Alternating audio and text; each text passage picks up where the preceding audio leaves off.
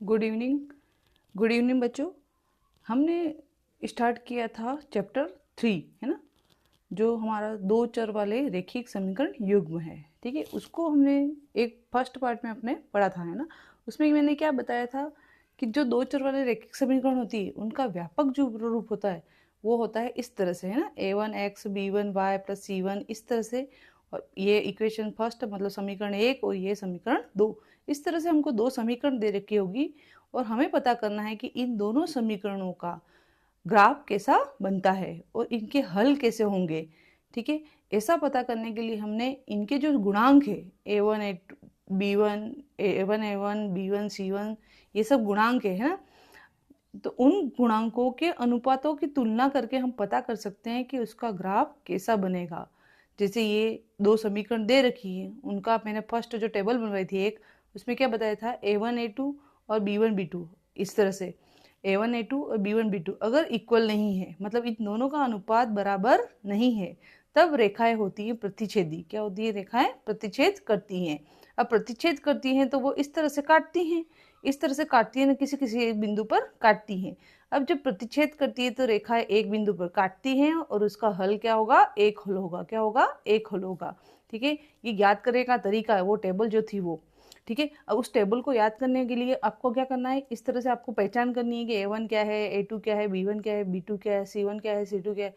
अगर a1 a2 का अनुपात b1 b2 के अनुपात के बराबर नहीं है तो वो रेखाएं प्रतिच्छेद करेंगी और उसका हल कितना होगा? एक हल होगा। उसी तरह से अगर तीनों अनुपात a1 a2 b1 b2 और c1 c2 अगर तीनों बराबर आते हैं तो रेखाएं एक के ऊपर एक रेखा होती है। ठीक है, तो वो रेखा क्या कहलाती है? संपाती रेखाएं। क्या कहलाती है? संपाती रेखाएं। अब संपाती रेखाओं के अनेक हल होते हैं, जितनी, क्योंकि ये यहाँ से यहाँ इस बिंदु इस बिंदु इस बिंदु बहुत सारे बिंदु पर मिल रही है ना, इसलिए कहलाती है, इसके हल कितने होते हैं? अनेक हल होते हैं। ये कहलाती है संपाती रेखाएं अगर तीनों अनुपात बराबर हैं। वैसे ही अगर दो अनुपात तो बराबर है, a1 a2 b1 b2, लेकिन c1 c2 क्या है? इनसे अलग है, इसका अनुपात अलग है, तो वो रेखाएं कहलाती है समांतर रेखाएं। क्या बनाएंगी? वो समांतर रेखाएं बनाएंगी। और जब समांतर रेखाएं होती है तो इस तरह से होती है, ये कभी मिलती ही नहीं है ना, समांतर रेखाएं कभी नहीं मिलती है, तो उनका कोई हल नहीं होता, कोई हल नहीं होता है। इस तरह से मैंने आपको तीन कंडीशन बताई थी, ये तीन शर्तें थी, जो कब रेखाएं प्रतिच्छेद करती हैं, कब रेखाएं संपाती होती है, कब रेखाएं समांतर होती है। ठीक है, ये अपन अभी क्वेश्चन करेंगे तो आपको और अच्छा क्लियर हो जाएगा। ये ध्यान रखना है कि जब a1 a2 b1 b2 दोनों बराबर नहीं है तो यहाँ काट रहा है तो यहाँ पे भी क्या करेगा? वो काटेगा। ग्राफ में भी क्या करेगा? काटेगा। वो काटते ही दिमाग में आ जाना चाहिए, काटने को प्रतिच्छेद बोलते हैं। गणित में क्या बोलते हैं अपन? प्रतिच्छेद बोलते हैं। अब प्रतिच्छेद जो करता है तो वो एक बिंदु पे करता है, तो प्रतिच्छेद एक बिंदु पे होता है तो उसका हल क्या होगा? एक हल होगा। उसी तरह से अगर रेखाएं इस तरह से, उनका अनुपात जो a1 a2 b1 b2 और c1 c2 वो तीनों बराबर है तो रेखाएं क्या करेंगी? एक दूसरे को संपाती करेंगी। क्या होंगी? संपाती, मतलब एक ही पाथ पे चलेंगी। एक रेखा जा रही है, दूसरी रेखा पे दूसरी रेखा भी जाएगी, इसलिए इसके अनेक हल होंगे। ठीक है, उसी तरह से अगर तीनों अनुपात बराबर नहीं है, लास्ट वाला c1 c2 बराबर नहीं है, तो क्या होंगी? रेखाएं समांतर होंगी, और समांतर होती है तो कोई हल नहीं होता है। अब देखो, जब हल होता है, इसका भी हल है, इसका भी अनेक हल है, लेकिन हल है। ठीक है, यहाँ पे हल नहीं है। जब ऐसी दो कंडीशन जहाँ हल होता है उसे बोलते हैं संगत युग्म। क्या बोलते हैं? संगत युग्म। अब संगत युग्म क्या होता है वो देखिए आप। संगत युग्म जब हल होता है तब प्रतिच्छेदी व संपाती दोनों संगत युग्म में होते हैं। प्रतिच्छेदी करती तब और संपाती होती तब वो हल कैसा होगा? संगत हल होगा। दो ही कंडीशन है, संगत युग्म कब बनेगा? जब रेखाएं प्रतिच्छेद करेंगी या संपाती होंगी तो क्या बनेगा? संगत युग्म। प्रतिच्छेदी और संपाती दोनों में हल होते हैं, इसमें एक हल होता है, इसमें अनेक हल होता है, लेकिन हल होते हैं। जब हल होते हैं तब बनता है संगत युग्म। क्या बनता है? संगत युग्म। और हल ही नहीं होगा, वो कौन सी कंडीशन होती है? समांतर रेखा, है ना। जब हल नहीं होता है तब होते असंगत युग्म बनता है। समांतर रेखा वाला क्या है? असंगत युग्म, क्योंकि समांतर में कोई हल नहीं होता है। इस तरह से संगत युग्म और असंगत युग्म भी आपको पता होना चाहिए। जब हल होता है तो होता है संगत युग्म, सब हल नहीं होता है तो असंगत युग्म। ठीक है, अब असंगत युग्म कौन कौन सी कंडीशन में बन रहा है? प्रतिच्छेदी और संपाती दोनों में बन रहा है। ठीक है, क्योंकि इसका एक हल होता है, इसके अनेक हल होते हैं। हल होता है इसलिए ये संगत युग्म है, हल नहीं होता है ऐसी समांतर वाली कंडीशन है, और इस समांतर वाली कंडीशन में हल नहीं होता है इसलिए कौन सा कहलाएगा, असंगत युग्म। ये आपको ध्यान रखना है। अपन क्वेश्चन करेंगे एक्सरसाइज 3.1 के, इसी पे देखो 3.1 पे ये जो टेबल बनाई थी उस पे भी क्वेश्चन है, और ये संगत युग्म और असंगत युग्म पे भी क्वेश्चन है। हम देखो आगे क्वेश्चन देखते हैं। देखो इस तरह से हम एक अभ्यास प्रश्न कर रहे हैं, जो मैंने अभी टेबल बनाई उसी के ऊपर। ठीक है, इस तरह से दो समीकरण दे रखी हैं, दो अपने रेखीय युग्म दे रखे हैं, रेखिक समीकरण। ये 3x + 4y + 5 = 0, 6x + 8y + 7 = 0। इस तरह से समीकरण 1 और समीकरण 2 दे रखी है। देखो यहाँ पे a1 a2 b1 b2 सब निकालते हैं अपन। देखो a1/a2 मतलब a1 और a2 का अनुपात निकालते हैं 3, और यहाँ पे a2 क्या है 6, 3/6, तो क्या आएगा 1/2। उसी तरह से देखो b1 है ये और ये b2 है, तो b1/b2 क्या आएगा 4/8, तो इसको और काटेंगे अपन तो कितनी बार कटेगा, ये 4 और के फाड़े से कट जाएगा तो 1/2। यहाँ पे भी a1 a2 1/2 आया, b1 b2 भी क्या है 1/2 आया। उसी तरह से अपन c1 c2 निकालेंगे। ये है क्या है c1 और ये है c2, तो 5/7। ये नहीं कटते हैं, है ना। जितना सरलतम रूप आ सकता है उतना करना है अपन को। जैसे a1 a2 b1 b2 और c1 c2 ये अपन ने निकाल दिए। अब देखो यहाँ पे a1 a2 1/2 है, b1 b2 भी क्या है 1/2, और c1 c2 क्या है अलग है। यहाँ पे a1 a2 और b1 b2 दोनों बराबर है, लेकिन c1 क्या है इससे अलग है। अब ये अलग वाली कंडीशन कब होती है, जब रेखाएं क्या करती है समांतर होती है। क्या होती है, रेखाएं समांतर होती है। तो रेखाओं का जो ग्राफ बनेगा वो कैसा बनेगा, समांतर रेखाएं। क्या बनेगा, समांतर रेखाएं। अब जब समांतर रेखा होती है तो कोई हल नहीं होता है, हल इसका कोई नहीं होगा। समांतर रेखाएं बनेंगी, क्यों बनेंगी, तो इसका अनुपात इसके इक्वल नहीं है, क्योंकि c1 c2 इन दोनों से अलग है, इसलिए ये कहलाएंगी समांतर रेखाएं और इसका कोई हल नहीं होगा। इसका युग्म कैसा होगा, कोई हल नहीं होता है, तो असंगत युग्म। कैसा होता है, असंगत युग्म। देखो ये क्वेश्चन जितने करेंगे उतने आपको समझ में आएंगे अच्छे से। देखो अब एक और क्वेश्चन करते हैं अपन, जैसे ये दे रखा है। सेकंड क्वेश्चन में मैंने लिखा है 3x + 5y + 11 = 0, और 5x + 7y + 18 = 0। ये a1 है, ये b1 है, ये c1 है, ये a2 है, b2 है और ये c2 है। इसकी तुलना अपन को व्यापक रूप से करनी है, तब पता चलेगा कि ये a1 है, ये b1 है, ये c1 है, ये a2 है, b2 है और c2 है। ठीक है, अब a1 और a2 मतलब a1/a2 का अनुपात निकालेंगे तो क्या आएगा 3/5। अब ये एक दूसरे से नहीं कटते हैं तो इसको ऐसे ही रहने देना है। वैसे ही b1 b2 निकालते हैं तो ये क्या आएगा 5/7। ठीक है, ये भी नहीं करते हैं तो ऐसे ही रहने देना है। वैसे ही c1/c2 तो 11/18, तो ये भी कभी कटता नहीं है, इसलिए ऐसे ही रहेगा। अब देखो यहाँ पे a1/a2 b1 b2 दोनों अलग अलग है, यहाँ पे ये दोनों अलग है। जब यही कंडीशन आ जाए फर्स्ट, ये अलग अलग है एक दूसरे से, a1 a2 और not equal to b1 b2, तो हमारी फर्स्ट कंडीशन थी रेखाएं कैसी होंगी, प्रतिच्छेदी। कैसी होंगी, प्रतिच्छेदी। वो टेबल इसीलिए है, इन टेबल को देख के पता करना है। इनके अनुपातों से पता चलता है कि उसका ग्राफ कैसा बनेगा। तो इसका ग्राफ कैसा बनेगा, जब a1 a2 b1 b2 बराबर नहीं है तो कैसा बनेगा, प्रतिच्छेदी रेखाएं। कैसा बनेगा, प्रतिच्छेदी रेखाएं। और प्रतिच्छेदी रेखाओं में क्या होता है, केवल एक बिंदु पर मिलती है तो उसका हल क्या होता है, केवल एक होता है। जब हल होता है तो कैसा हो, युग्म बनता है, संगत युग्म। कैसा बनता है, संगत युग्म। ठीक है, इस तरह से ये क्वेश्चन करने हैं आपको। ठीक है, हम एक्सरसाइज के भी करेंगे, पहले ये वाले क्वेश्चन। एक थर्ड एग्जाम्पल एक और देख लेते हैं हम। जैसे थर्ड एग्जांपल दे रखा 8x + 5y + 7 = 0। वैसे ही 24x + 15y + 21 = 0। यहाँ पे ये a1 है, ये b1 है, ये c1 है, ये a2 है, b2 है और ये c2 है। ठीक है, a1/a2 क्या होगा 8/24। देखो 8/24 8 के पाड़े से कटते हैं, है ना, इसलिए मतलब ये दोनों क्या कटने का मतलब दोनों एक ही पाड़े में आते हैं, तो आंसर क्या आएगा 1/3। वैसे b1/b2 क्या आएगा अपना 5/15, तो 5/15 के ये भी आएगा 1/3। 5 के पार्ट से कट जाएगा, 5/1/3। ठीक है, तो a1 a2 क्या है 1/3, b1 b2 क्या है 1/3, बराबर आया दोनों। अब c1 c2 भी निकालते हैं। c1/c2 निकालते 7/21, तो ये भी क्या है 1/3। देखो तीनों बराबर आए। तीनों बराबर कब कंडीशन में आते हैं, जब रेखाएं क्या होती हैं, समपाती। क्या होती हैं, रेखाएं। इस तरह से ये अनुपातों को देख के पता चलता है हमको कि उसका ग्राफ कैसा बनेगा, उसके हल कितने होंगे और युग्म कैसा होगा। ठीक है, ये तीन चीजें अपन को पता करनी, किससे, इन अनुपातों से, जो गुणांकों के अनुपात है उनसे। ठीक है। अब देखो रेखाएं तीनों बराबर है तो क्या होगी, रेखाएं समपाती होंगी। समपाती में क्या होते हैं, अनेक हल होते हैं, और जब हल होते हैं तो क्या होता है, युग्म संगत युग्म होता है। इस तरह से क्वेश्चन अपन को एक्सरसाइज के करने हैं। ठीक है, इस तरह के क्वेश्चन आएंगे आपके। एक्सरसाइज अपन अभी स्टार्ट कर रहे हैं। अब है अपनी एक्सरसाइज 3.1। जो अपनी एक्सरसाइज 3.1 है उसका पहला क्वेश्चन नहीं कर रहे अपन, दूसरा क्वेश्चन कर रहे हैं। दूसरे क्वेश्चन में ये कहा है कि A1 अनुपातों A1 A2 B1 B2 और C1 C2 की तुलना कर ज्ञात करो रेखाएं प्रतिच्छेद करती है, समांतर है या समपाती है।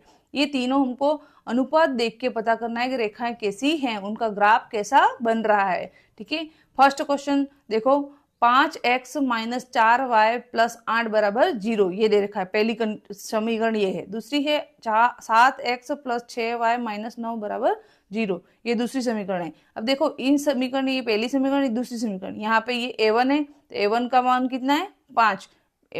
B2 का मान देखो, जो व्यापक रूप होता है उसमें प्लस में होता है, और यहाँ पे माइनस है तो B1 क्या होगा, -4। यहाँ ध्यान रखना चिन्हों का, -4 लेंगे। और C1 क्या आएगा अपना, 8 आएगा।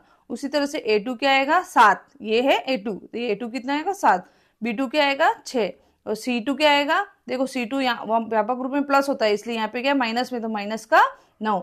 ये माइनस लेना है आपको। ठीक है, इस तरह से अपन को A1 A2 B1 B2 और C1 C2 के मान मिल गए इन समीकरणों को देख के। ये निकालना इंपॉर्टेंट है ना, ये यहाँ पे गड़बड़ नहीं होनी चाहिए आपकी कि ये प्लस में अगर 4 कर दो तो आंसर बदल जाएगा। इसलिए आपको ध्यान रखना है इन सबके मान निकालना इससे समीकरण को देख के।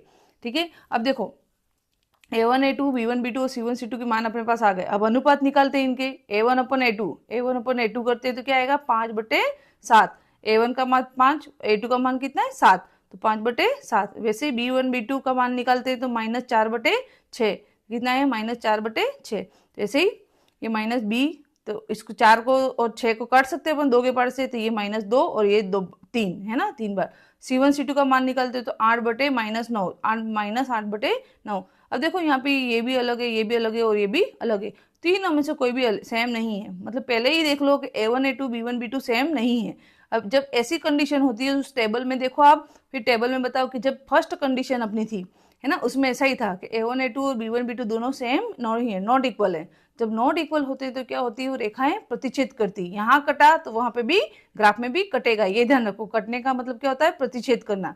तो रेखाएं क्या होंगी, प्रतिच्छेदी होंगी। और प्रतिच्छेद रेखाएं केवल एक बिंदु पर मिलती हैं, इसलिए इसका हल क्या होगा, केवल एक। और हल होता है तो क्या होता है, संगत युग्म। युग्म कैसा होता है, संगत युग्म होता है। इस तरह से आपको क्वेश्चन करने हैं। ये दूसरे का पहला क्वेश्चन है। हम दूसरा क्वेश्चन और करते हैं। ठीक है, ध्यान से समझो इसको। दूसरा क्वेश्चन है, इसमें समीकरण 1 दे रखी है अपन को, 6x - 3y + 10 बराबर 0। वैसे ही 2x - y + 9 बराबर 0, ये दे रखा है। यहाँ पे A1 का मान कितना है, 6, ये है फर्स्ट समीकरण का, ये A1। B1 का मान कितना होगा, देखो माइनस में 3 है तो माइनस का 3। फिर C1 का मान कितना होगा, 10 होगा। ठीक है, उसी तरह से A2 का मान 2 होगा। B2 का मान कितना होगा, माइनस का 1। यहाँ कुछ नहीं है तो क्या आएगा, -1, -1। C2 का मान कितना होगा, 9। अब ये अपने पास आ गए सारे मान। अब अनुपात निकालेंगे हम। A1/A2 कितना आएगा, 6/2। ठीक है, 6/2 को अपन सॉल्व कर सकते हैं। यहाँ काटेंगे तो कितना आएगा, 3। 3/1 या 3 ही लिख सकते हैं। B1/B2 तो B1/B2 -3/-1, माइनस माइनस क्या हो जाएंगे, प्लस हो जाएंगे। दोनों ऊपर नीचे दोनों माइनस है तो माइनस माइनस हो जाएंगे प्लस। तो अपने यहाँ पे भी आएगा 3/1। उसी तरह से 10/9, C1 C2 क्या है, 10/9। देखो ये दोनों तो सेम है, A1 A2 B1 B2 तो सेम है, लेकिन C1 अलग है। अब जब अलग होता है अपनी टेबल में देखो कौन सी कंडीशन ऐसी है जहां पे C1 C2 अलग होता है, समांतर रेखाएं कैसी होती है, समांतर रेखाएं। तो ग्राफ कैसा बनेगा इनका, समांतर। और समांतर में कोई हल नहीं होता है, और जब हल ही नहीं होता है तो असंगत युग्म होता है। इस तरह से अपन को ये तीनों चीजें पता करनी है समीकरण के अनुपातों को देख के। ठीक है, इस तरह से अपन को क्वेश्चन सॉल्व करने हैं। हम क्वेश्चन और भी करेंगे आगे। ठीक है, नेक्स्ट ये थर्ड क्वेश्चन है ना, सेकंड क्वेश्चन भी करना इजी है, जो शेष है आप कर सकते हैं आराम से। ठीक है। अब देखो तीसरा क्वेश्चन में एक क्वेश्चन मैं आपको करके बताती हूँ। इसमें भी अनुपातों को देख के बताना है कि युग्म कैसा है, संगत है या असंगत है। संगत युग्म कब होता है, जब प्रतिच्छेद और संपाती होती है, और असंगत कब होता है, जब समांतर होती है। ठीक है, वो टेबल अपन को ध्यान में रखनी है, पूरी टेबल याद रहेगी तभी ये क्वेश्चन आपको समझ में आएंगे। देखो थर्ड क्वेश्चन तीसरे का थर्ड दे रखा है, 3/2 x प्लस 5/3 y बराबर 7, ये दे रखा है। पहली समीकरण ये है। दूसरी समीकरण दे रखी है 9x माइनस 10y बराबर 14। इंपॉर्टेंट है, ध्यान रखना। अब इस तरह की समीकरण दे रखी है तो इसको व्यापक रूप में लाएंगे, पहले व्यापक रूप में लाएंगे अपन पहले। तो उसके लिए क्या करेंगे, अब इस तरह को चेंज करेंगे। देखो इसमें एलसीएम लेते हैं, ये 2 है यहाँ 3 है, तो 6 एलसीएम आ जाएगा। ठीक है, अब 2 का 6 से भाग करेंगे तो क्या आएगा 3, 3 का ऊपर 3 से गुणा करेंगे तो 9, 9x प्लस का प्लस, फिर 10y कैसे आया, 3 का अपन 6 से भाग करेंगे 2, 2 का ऊपर 5 से भाग गुणा करेंगे तो 10, तो 10y बराबर 7। अब इस 6 का यहाँ पे गुणा कर दो, वज्र गुणा, तो अपने पास आएगा 9x प्लस 10y बराबर 42। ठीक है, 7 छंग 42, ये आया। तो अपनी एक समीकरण तो ये आई, और दूसरी समीकरण क्या है अपने पास, 9x माइनस 10y है, और ये था, इसको बाई टी पी किया तो माइनस का 14 बराबर 0। तो अपनी पहली इक्वेशन तो ये बनी, 9x प्लस 10y माइनस 42 बराबर 0। उसी तरह से दूसरी इक्वेशन क्या है अपनी, जो इक्वेशन मतलब समीकरण है ना, दूसरी समीकरण अपनी 9x माइनस 10y माइनस 14 बराबर 0। ये 2 समीकरण आ गई। अब a1 a2 b1 b2 और c1 c2 के मान निकलते हैं। a1 का मान कितना होगा यहाँ पे 9, a2 का मान कितना है बताओ इसमें 9, ठीक है, b1 का मान कितना है 10, और C1 का मान कितना माइनस 42। वैसे ही B2 का मान है अपना माइनस का 10, और C2 का मान है माइनस का 14। इस तरह से ये मान आ गए। अब अनुपात निकालते हैं इनके, A1/A2 9/9, तो कितना आएगा 1, है ना, 1/1। वैसे ही B1/B2 क्या है 10/10, सॉरी यहाँ -10 है, हाँ -10 है, तो ये आएगा माइनस का 1/1। हाँ, तो ये नॉट इक्वल है, तो ग्राफ होगा इसका प्रतिच्छेद, सॉरी है ना, प्रतिच्छेद, और इसका हल होगा केवल एक हल, संगत होगा ये, सॉरी, एक हल। ठीक है, एक हल होगा, इसका हल होगा एक। देखो ऐसे मेरे से मिस्टेक हो गई तो आपसे भी हो सकती है एग्जाम में, है ना, मैंने यहाँ पे अब देखा है ना, थोड़ा हो सकता है आपसे भी हो सकती है, इसलिए ध्यान रखना है। ठीक है, B1/B2 10, और ये माइनस का 10 था, है ना, माइनस B2 क्या अपना माइनस का 10, तो अपना आंसर आएगा -1/-1 आएगा। वैसे C1 C2 का मान -42 और -14 था, तो माइनस माइनस प्लस हो गया, तो 42 में से 14, तो ये 3 आएगा, 14 के पार्ट से कट जाएगा। ठीक है, तो अपना जो A1 A2 B1 B2 not equal है, पहले ही जब नॉट इक्वल है तो क्या होगी, रेखाएं प्रतिच्छेद करेंगी, प्रतिच्छेद करती है तो कोई एक ही हल होता है। ठीक है, और एक हल होता है तो युग्म के साथ है, संगत युग्म होता है। इस तरह से अपन को क्वेश्चन करने हैं। ठीक है, अपन को ग्राफ पता करना है, और रेखाओं का जो हल होता है वो पता करना है, और युग्म पता करना है। कैसे पता होगा, तो वो टेबल से होगा। इस तरह का क्वेश्चन कभी कभी एग्जाम में आ जाता है, वो 2 मार्क्स में आ जाता है। ठीक है, इसलिए आपको ध्यान से करना है। Thank you. और पढ़ो, अच्छे रेगुलर पढ़ो, है ना, रेगुलर सब्सक्राइब कर दोगे तो क्या होगा, जो रेगुलर वीडियो है वो आपको मिलते रहेंगे रोज के रोज। ठीक है, इसलिए आपको बार बार ढूंढना नहीं पड़ेगा कौन सा चैनल था, मैम का चैनल का क्या नाम है वो पता नहीं चलता आपको। ठीक है, इसलिए ध्यान से देखो। Thank you.